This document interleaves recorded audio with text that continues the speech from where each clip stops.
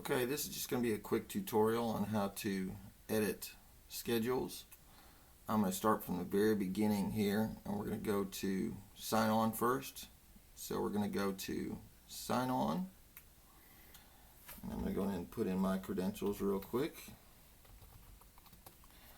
Alright, next we're going to go to System, Access Control, and then sometimes it'll do this if it's the first time you've accessed access control since the system's restarted, which I did. I just rebooted it, which is part of that message above on the front on the top banner.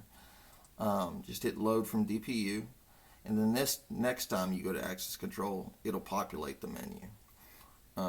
So now let's go down to program schedules. So here are all your existing schedules.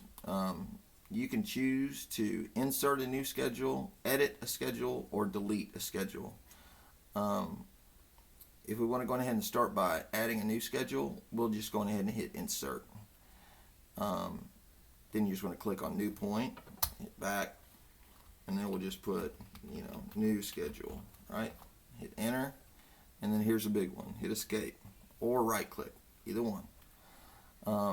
Once you've inserted a new schedule, then you want to go to edit it. So we're going to go to edit, and we'll go on down and find our new schedule. There it is.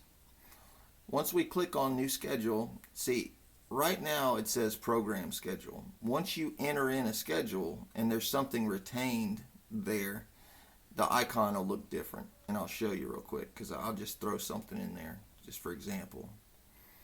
I'm just going to do this real fast. Alright. See, now it actually has this little icon there.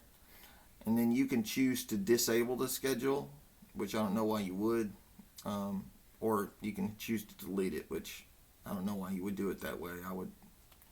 I would rather you do it through the previous screen we're in, so just disregard that. Same thing with the program overtime schedule. Kind of as we talked today, if you want to add a one-time occurrence or multiple times and then let it expire, you can do program overtime schedule. And then at that point, you can put in however many occurrences you want in the calendar, but just keep in mind from week to week, they're one-time occurrences. Past that, they'll clear. So I'm going to go back into schedule. And of course, you guys, this is pretty intuitive, but we did touch on this a little bit today, so I'm going to go ahead and get into it. I'm going to hit delete a day, remove that previous one I had, hit escape to go back and make these menu letters go back white, right? I'm going to click edit, start on Sunday, say I wanted access at, and I use the numeric keypad on the right to keep it easy. So I'm going to hit 8 and enter, 0, 0, enter. Okay, so it's got 8 a.m. So my next action, I'm going to go to locked at, let's say 5, so I always add 2, so that would be 1700, right? So 17, enter, 0, 0, enter. That's in there. Now you don't have to do this, but I do this just because it's good habit for me. I always go and set a separate action that says auto, and then I schedule it for just a minute past locked. And that's just in case, maybe in some point in the future we might want to put in some sort of secondary schedule that overrides all others for whatever reason. If you just get in the habit of doing that, it'll make our life easier in the future. Also, one thing I want to touch on, which I don't know if we did, I don't believe we did, you also have the ability to add holidays, right? So Monday, for example, this last Monday, this last Monday holiday, I can tell you the truth, I can't remember if it's Labor Day or Memorial Day. That's pretty sad.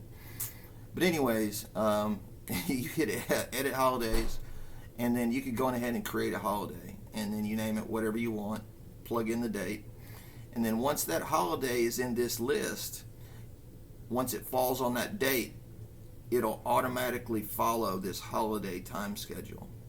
So if you want to add in multiple holidays throughout the year, keep in mind whenever that day comes to pass, that this schedule isn't going to matter. It's going to follow the holiday schedule.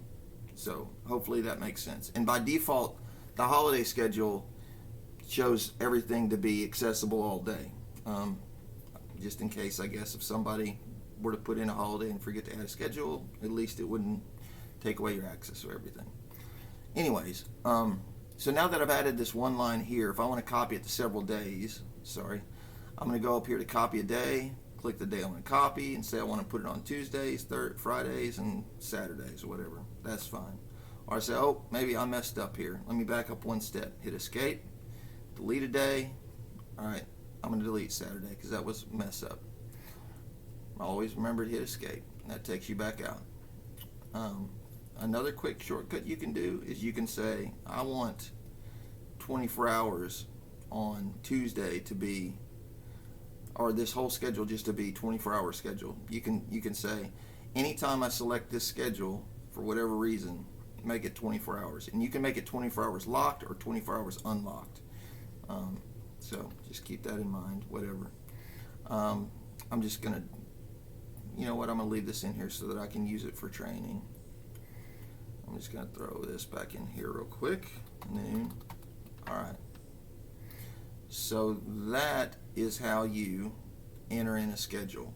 If you want to go in and edit the schedule, of course, all you got to do is go in here and hit edit and go to the schedule you want to edit, right? And there it is. Hit escape to go back another time. If you want to delete that schedule, hit escape until these turn white, hit delete, go on down to the schedule you want to remove, click on it, click yes. It's gone. I do believe that before you can remove a schedule, you have to remove it from the users that use it. That's why it allowed me to delete that one, because it said that it was not being used by anything. So just keep that in mind. All right, so that in a nutshell is schedules, and I'll do areas in a separate video.